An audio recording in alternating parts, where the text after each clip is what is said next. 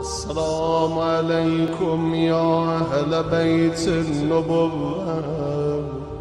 وموضع الرسالة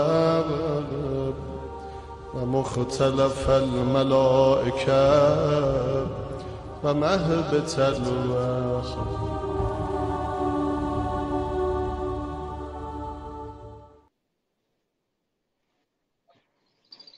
اعوذ باللہ من الشیطان الرجیم بسم اللہ الرحمن الرحیم الحمد للہ الذی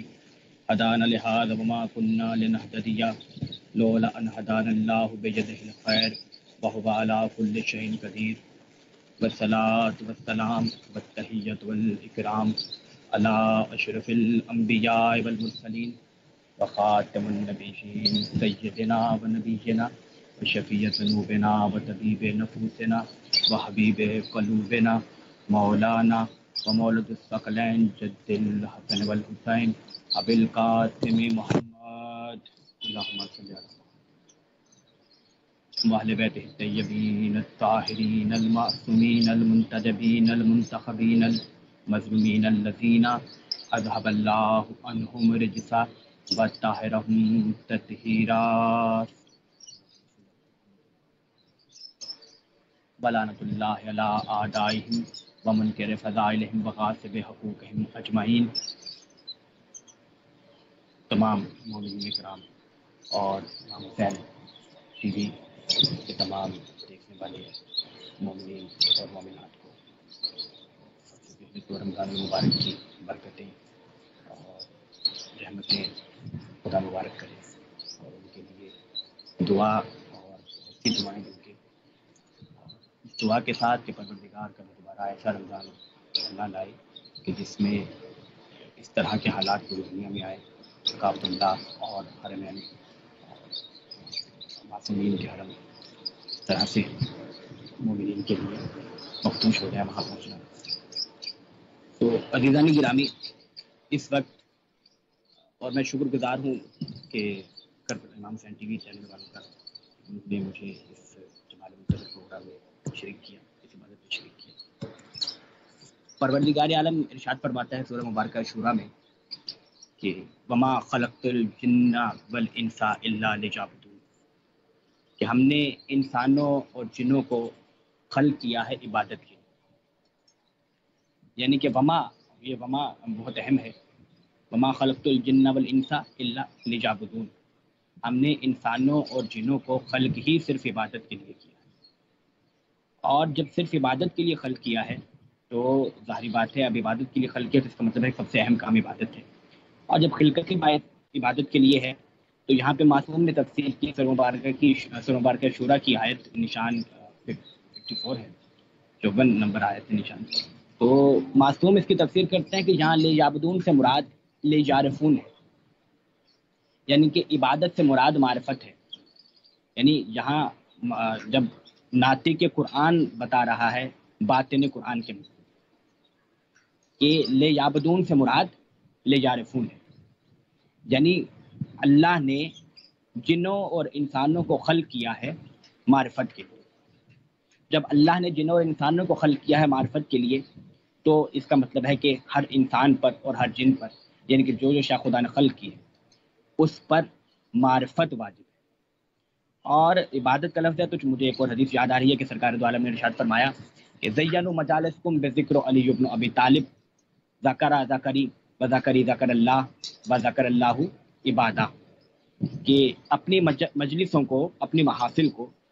زینت دو علی ابن ابی طالب کے ذکر سے، کیونکہ علی کا ذکر میرا ذکر ہے اور میرا ذکر اللہ کا ذکر اور اللہ کا ذکر عبادت ہے۔ تو اب عبادت اور عبادت معرفت، جب عبادت ہے معرفت تو آپ یہ دیکھیے کہ امیر المومنین کی ایک اور حدیث ہے کہ دین کی ابتدا اس کی معرفت ہے، یعنی دین کی ابتدا اس کی معرفت ہے۔ اور ایک اور مقام پر یہی معصوم فرماتے ہیں امیر المومنین علی ابن ابی طالب کہ ہر انسان کی قدر و قیمت اس کی معرفت ہے۔ اور اسی لیے آپ دیکھیے کہ معرفت اتنی ضروری چیز ہے کہ اگر ہم امام زمانہ کی غیبت کے زمانے کی دعائیں دیکھیں تو ان دعاؤں میں ایک دعا ہمیں ملتی ہے کہ اللہم عارف نفسک یعنی اس میں کیا کہا جا رہا ہے، انتہائی اہم دعا ہے کہ پروردگار تو مجھے اپنی معرفت عطا فرما، تاکہ میں، کیونکہ اگر تو نے مجھے اپنی معرفت عطا نہ کی تو میں تیرے نبی کی معرفت حاصل نہیں کر سکوں گا، اور اے پروردگار تو مجھے اپنے نبی کی معرفت عطا فرما، کیونکہ اگر میں تیرے نبی کی معرفت سے غافل رہا، اگر تو نے مجھے اپنے نبی کی معرفت عطا نہیں کی تو میں اپنے تیری حجت سے غافل رہ جاؤں گا، تیری حجت کی معرفت حاصل نہیں کر سکوں گا۔ پروردگار تو مجھے اپنی معرفت عطا فرما تاکہ میں تیرے نبی کی معرفت حاصل کر سکوں، اور اگر تو نے مجھے اپنے نبی کی معرفت عطا فرما، اگر تو نے مجھے اپنی نبی کی معرفت عطا نہ فرمائی تو میں تیری حجت کی معرفت کیسے حاصل کر سکوں گا، اور مجھے اپنی حجت کی معرفت عطا فرما تاکہ میں اپنے دین میں گمراہ نہ ہوں، کیونکہ اگر تو نے مجھے اپنی حجت کی معرفت عطا نہ کی تو میں اپنے دین میں گمراہ ہو جاؤں گا۔ اور پروردگار تو مجھے دین پہ ثابت قدم رکھنا، اور مجھے میرے قلب کو ایمان کے بعد پھیرنا۔ یعنی معرفت اتنی ضروری چیز ہے کہ اگر معرفت نہ ہوگی تو انسان جو ہے وہ خدا سے غافل ہوگا، اس کے بعد نبی سے غافل ہوگا، اور پھر نبی سے غافل ہونے کے بعد حجت سے غافل ہوگا، اور حجت سے غافل ہونا اتنا انتہائی اہم ہے کہ وہ اپنے دین سے غافل ہو جائے گا۔ تو یہ انتہائی ضروری امر ہے معرفت۔ اور عزیزان گرامی، معرفت کے لغوی معنی پہچاننے کے ہیں، ویسے تو یقیناً ہم پہچان نہیں سکتے، لیکن دیکھیے میں یہاں کرتا چلوں کہ آپ یوں مثال لے لیجیے کہ اگر آپ کسی شخص کو دیکھیں کہ انتہائی گرمی کے عالم میں، شدید دھوپ میں، وہ کسی شاہراہ پر، کسی رستے میں ایک گڑھا کھود رہا ہو، اور آپ اس سے جا کر پوچھیں کہ تم یہ کیا کر رہے ہو، گڑھا کیوں کھود رہے ہو، تو وہ آپ سے کہے کہ مجھے نہیں معلوم، تو آپ کو اس پہ رحم نہیں آئے گا، بلکہ آپ کو اس پہ ہنسی آئے گی۔ تو جب آپ کو اس پر ہنسی آئے گی تو آپ، ایسا ہی عالم یہاں پر ہے کہ آپ دیکھیے کہ کسی شخص کو آپ دیکھیے کہ وہ شدید گرمی میں روزہ رکھے، بھوکا اور پیاسا رہے، بھوکا اور پیاسا رہے، اور شدید گرمی کے عالم میں بھوکا پیاسا رہے، اور رات کو وہ شدید سردی کے عالم میں اگر ٹھنڈے پانی سے وضو کرے، یخ پانی سے وضو کرے اور نماز کے لیے اٹھے، اور آپ اس سے جا کر پوچھیں کہ تم یہ روزہ کس لیے رکھ رہے ہو، اتنی گرمی میں بھوکے پیاسے کیوں ہو، تو وہ کہے کہ اللہ کے لیے۔ آپ کسی سے جا کے پوچھیں کہ تم اتنی سردی کے عالم میں، اتنی سردی میں یخ پانی سے، ٹھنڈے پانی سے، رات کو گرم بستر سے اٹھ کر تم خدا کی کس کی عبادت کے لیے، کس کے لیے وضو کر کے یہ مصلی پہ جا کے کھڑے ہو، کہ اللہ کے لیے، کیونکہ اللہ کا حکم ہے۔ لیکن جب آپ ان دونوں سے پوچھیں کہ وہ اللہ کون ہے تو کہ ہمیں نہیں معلوم، تو یہ ہنسی کا مقام ہے۔ تو عجیب بات ہے، اسی لیے معرفت اہم ہے۔ اور دیکھیے اسی لیے معرفت اہم ہے، اور یہ معرفت اتنی اہم ہے کہ آپ دیکھیے کہ رسول اللہ کی حدیث ہے کہ من ماتا ولم یعرف امام زماننا ماتا میتتن جاہلیہ، یعنی کہ اپنے جو مر گیا اس عالم میں، حضور کہہ رہے ہیں من ماتا ولم یعرف، جو مر گیا اور نہ پہچانا اس نے امام زماننا، اپنے زمانے کے امام کو، من ماتا ولم یعرف امام زماننا ماتا میتتن جاہلیہ، تو وہ جہالت کی موت۔ تو عزیزان گرامی، جاہلیت کی، یہاں جاہل کی موت نہیں، جاہلیت کی موت، یعنی زمانہ جاہلیت کی موت مر گیا۔ زمانہ جاہلیت میں کیا تھا؟ لوگ بت پرستی کرتے تھے، نہ توحید پہنچی تھی، نہ نبوت پہنچی تھی، اور امامت کا تو تصور ہی نہیں تھا۔ تو گویا کہ جس شخص نے اپنے زمانے کے امام کو نہیں پہچانا، وہ نماز بھی پڑھ رہا ہے، وہ روزہ بھی رکھ رہا ہے، ارکان دین بھی بجا لا رہا ہے، اور عبادات بھی کر رہا ہے، لیکن رسول خدا کیا ارشاد فرما رہے ہیں کہ اس نے اگر اپنے زمانے کے امام کو نہیں پہچانا تو گویا وہ یہ سب کچھ کرنے کے بعد بت پرستی کر رہا تھا، اپنے زمانے کے امام کو نہیں پہچانا۔ تو عزیزان گرامی، اپنے زمانے کے امام کی معرفت کے لیے انتہائی، دیکھیے اللہ نے کان دیے سننے کے لیے، اور آنکھیں دی دیکھنے کے لیے، اور زبان دی ذائقے کے لیے اور کلام کے لیے۔ اب اگر کوئی شخص آنکھوں پر پٹی باندھ لے بجائے دیکھنے کے آنکھیں ہوں لیکن ان پر پٹی باندھ لے. اور اگر کوئی شخص کانوں میں روئی دے لے اور سنے نہ، اور کانوں میں روئی دے لے اور سنے نہ، اور جب یہ عالم ایسی کوئی شخص ایسی حماقت کرے کہ آنکھیں ہونے کے باوجود پٹی باندھے دیکھے نہ، اور کانوں میں روئی دے لے اور سنے نہ، کان ہونے کے باوجود، سماعت ہونے کے باوجود، تو آپ اسے جاہل، آپ اسے پاگل کہیں. اسی طرح جب خدا نے عقل عطا کی ہے کسی کو اور عقل ہونے کے بعد وہ معرفت حاصل نہ کرے تو گویا کہ وہ جاہل ہے. تو عزیزان گرامی، معرفت، اور رسول خدا کی حدیث ہے کہ ایمان نام ہے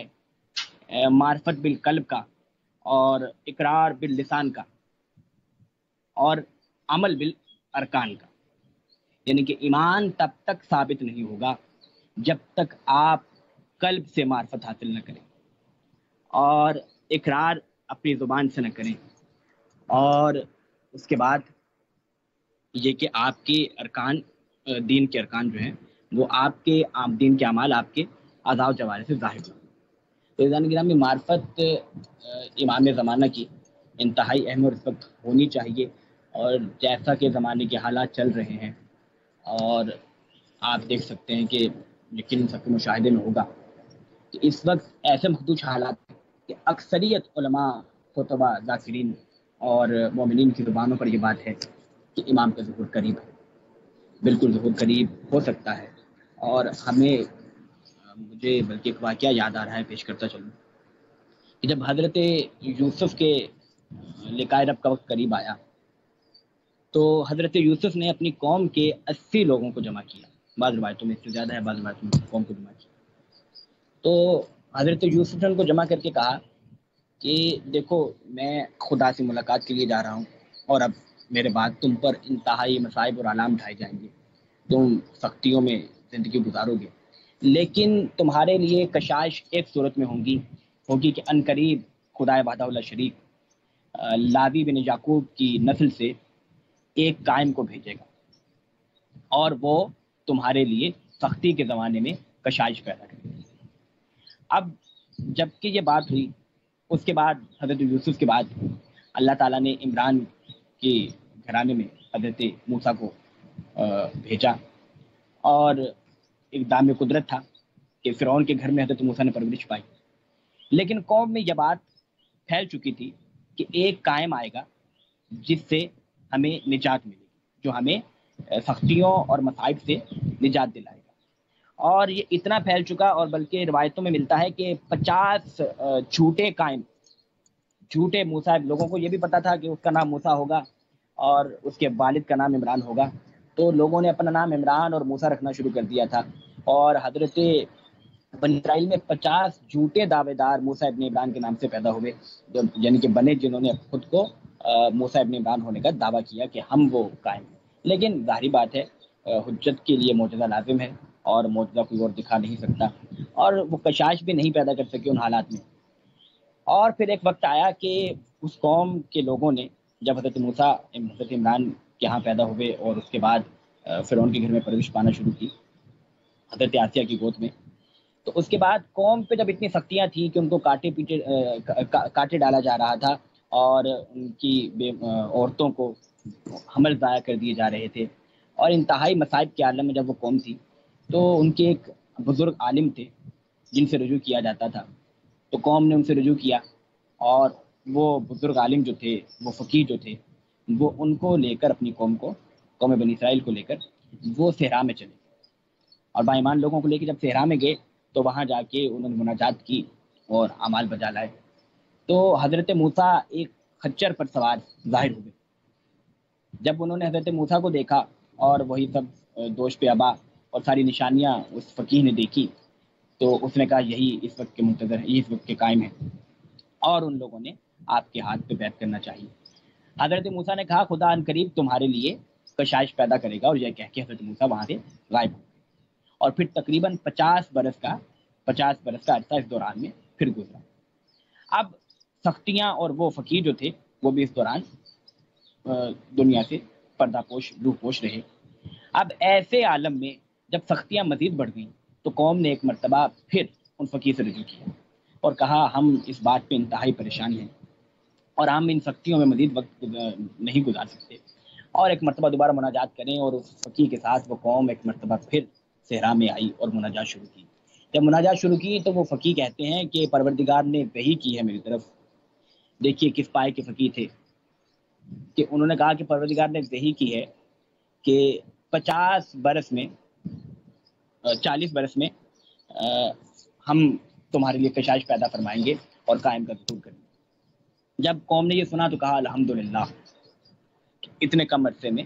پروردگار ہماری کشائش پوری کر دے گا۔ جب یہ کہا کہ الحمدللہ تو وہ فقیر کہنے لگے پروردگار نے وحی کی ہے کہ 30 برس تم نے الحمدللہ کہا، ہمارا شکر ادا کیا، تو ہم نے 10 برس اور کم کر دیے اور 30 برس میں ہم تمہارے لیے کشائش کریں گے اور اس زمانے کے کار کو ظاہر کر دیں گے۔ جب قوم نے یہ سنا تو پھر شکر بجا لائی اور کہا کہ کیا اسے کہتے ہیں پروردگار تیرا شکر ہے کہ تو ہی سختیوں کو ٹالنے والا ہے۔ تو پروردگار نے پھر وہی کی، کہا تمہارے اس عمل کی بدولت ہم نے 10 برس اور کم کر دیے اور ہم نے 20 برس کا عرصہ۔ قوم نے پھر شکر ادا کیا اور خدا نے پھر وہی کی کہ ہم نے 10 برس کا اور عرصہ کم کر دیا۔ اور اس کے بعد قوم نے پھر کہا کہ وہی ہے جو غموں سے نجات دینے والا ہے اور کشائش کرنے والا ہے، اسی کے اختیار میں ہر سختی سے نجات ہے۔ تو جب قوم بار بار شکر ادا کرتی گئی اتنے عرصے کے باوجود، تو ایسے میں جب آخری 10 سال کی بات ہوئی اور قوم نے پھر شکر ادا کیا تو حضرت موسیٰ ایک گدھے پہ سوار وہاں پہ ظاہر ہوئے۔ تو فقیر نے پوچھا کہ آپ کون ہیں، آپ کا اسم گرامی کیا ہے؟ کہا موسیٰ۔ کہا آپ کس کے فرزند ہیں؟ تو کہا عمران کا فرزند ہوں۔ جب یہ کہا تو سب کچھ پوچھنے کے بعد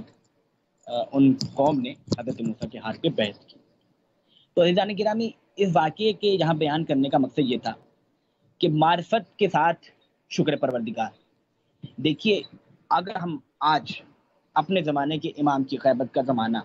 ابھی کا ہو کبھی کا ہو، ظہور آج ہو کل ہو کچھ عرصے کے بعد ہو بہت عرصے کے بعد ہو، ہمیں ہر صورت میں، ہمیں ہر حال میں، ہمیں ہر حالت میں، ہمیں ہر پریشانی میں، ہر مصیبت میں پروردگار کے حکم پہ راضی رہنا ہے۔ جیسے ہی ہم اپنے قلب سے، اپنی زبان سے اور اپنے اعمال سے خدا کی قدرت پر، قدرت کاملہ پر راضی ہو جائیں گے تو وہ اپنی حجت بالغہ کو ظاہر فرما دے گا اور یہی وقت کشائش کا ہوگا۔ اور غیبت امام زمانہ میں ہمیں ایک فتنوں سے بچنے کے لیے ایک دعا جو امام جعفر صادق علیہ السلام اللہم صلی علی محمد و علی محمد سرکار نے ارشاد فرمائی۔ راوی نے پوچھا کہ مولا غیبت کے زمانے میں جب ایسا دور آئے گا کہ اتنے فتنے ہوں گے تو ایسے فتنوں میں ایمان پہ ثابت قدم رہنے کے لیے کیا کیا جائے؟ تو مولا نے فرمایا اس دعا کو کثرت سے پڑھا کرو، یا اللہ یا رحمان یا رحیم یا مقلب القلوب ثبت قلبی علی دینک۔ اچھا آپ دیکھیے مزاج، دیکھیے روایت میں ہے تو سنا دیتا ہوں کہ راوی نے کہا کہ مولا یہ دعا ایسے نہیں ہے کہ یا اللہ یا رحمان یا رحیم یا مقلب القلوب والابصار، تو امام نے گہری نگاہوں سے دیکھا اور دیکھنے بعد کہا کہ میں جیسے کہتا ہوں ویسے پڑھو، یا اللہ یا رحمان یا رحیم یا مقلب القلوب ثبت قلبی علی دینک۔ تو عزیزان گرامی یہی مقام معرفت ہے کہ ہمیں آگے سے بتانا نہیں ہے کہ دین کیا، ہمیں جو آل محمد کہتے جائیں وہ کرتے جائیں، اور کیونکہ وہ حجت ہیں اور حجت خدا ہیں، اور حجت خدا اس لیے ہے کہ خدا کی دھرتی، خدا کی زمین کبھی بھی ایک لمحے کے لیے حجت سے خالی نہیں رہ سکتی، اور نظام کائنات چل رہا ہے کیونکہ حجت برقرار ہے۔ دیکھیے ہمارے انسانوں کا مزاج آپ دیکھیے کہ خصوصاً مسلمانوں کا، کہ انہیں اس بات پہ یقین ہے کہ کوئی ایک شخص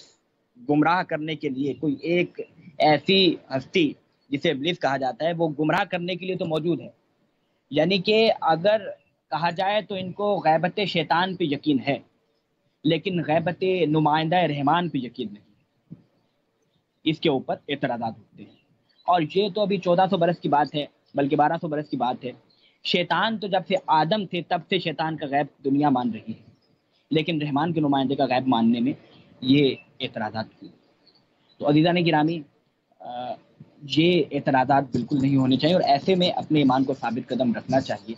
اور بہت سی دعائیں ہیں اور بہت سے ایسے اعمال ہیں جو ہمیں کرنے چاہیے اور ایمان پہ ثابت قدم رکھنا چاہیے، ثابت قدم رہنا چاہیے۔ دعا عدیلہ صغریٰ ہے، دعا عدیلہ کبریٰ ہے، ان کو پڑھتے رہنا چاہیے کیونکہ یہی ذریعہ نجات اور ذریعہ ہدایت ہے۔ ایک روایت مجھے یاد آ رہی ہے کہ امام سجاد امام زین العابدین علیہ السلام ایک مرتبہ وہ حج پہ جا رہے تھے، تو حج پہ جاتے ہوئے رستے میں ان کی ملاقات ہوئی عباد بصری سے۔ عباد بصری نے جب امام کو دیکھا تو امام سے ملاقات ہوئی، تو اس نے امام سے کہا کہ اے فرزند رسول، آیت پڑھی۔ اس نے کہا آپ جہاد کی بجائے حج کی طرف جا رہے ہیں، ان اللہ اشترى من المؤمنین انفسهم واموالهم بان لهم الجنہ، سورہ توبہ کی 111 آیت کا نشان ہے۔ تو اس نے کہا کہ آپ، جبکہ خدا نے وعدہ کیا ہے کہ اس نے مومنین کے اموال اور جانوں کو، نفسوں کو خرید لیا ہے جنت کی قیمت پہ، جنت کے عوض، تو آپ جہاد کو چھوڑ کے حج کی طرف جا رہے ہیں۔ یقین کیجئے خدا کی قسم، اسے کہتے ہیں حجت، جو سامنے والے کو، مخالف کو متزلزل کرتے۔ امام نے کہا ذرا آیت پوری پڑھو۔ امام نے کہا آگے بھی پڑھو۔ 111 نمبر آیت اس نے پڑھی تھی، امام نے کہا آگے بھی پڑھو، تو اس نے آگے بھی آیت تلاوت کی، اور 112 نمبر آیت جو تھی کہ التائبون العابدون الحامدون الشائعون الراکعون الساجدون،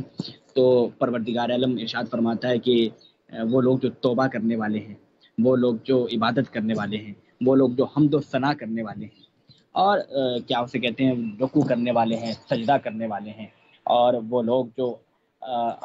امر بالمعروف کا حکم دینے والے ہیں، نہیں عن المنکر سے روکنے والے، یعنی کہ برائیوں سے روکنے والے ہیں، اور نیکیوں کا حکم دینے والے ہیں، اور حدود اللہ کی حفاظت کرنے والے ہیں، وبشر المؤمنین، اور ان مومنین کو بشارت دے۔ امام سجاد نے عجیب بات کی۔ امام سجاد نے کہا کہ دیکھو یہ سارے تم نے یہ سارے اعمال پڑھ لیے، یہ اگلی آیت۔ امام نے کہا دیکھو جب مجاہدوں میں اور جہاد کرنے والوں میں جب یہ اعمال پیدا ہو جائیں گے تو پھر جہاد جو ہے وہ حج سے افضل ہو جائے گا۔ اب امام کے جملے میں ایسی بلاغت تھی، جہاد کیا ہے یا تو حسین ابن علی نے، دیکھیے دین آنے کے بعد کی جہاد کی بات ہے، جہاد کیا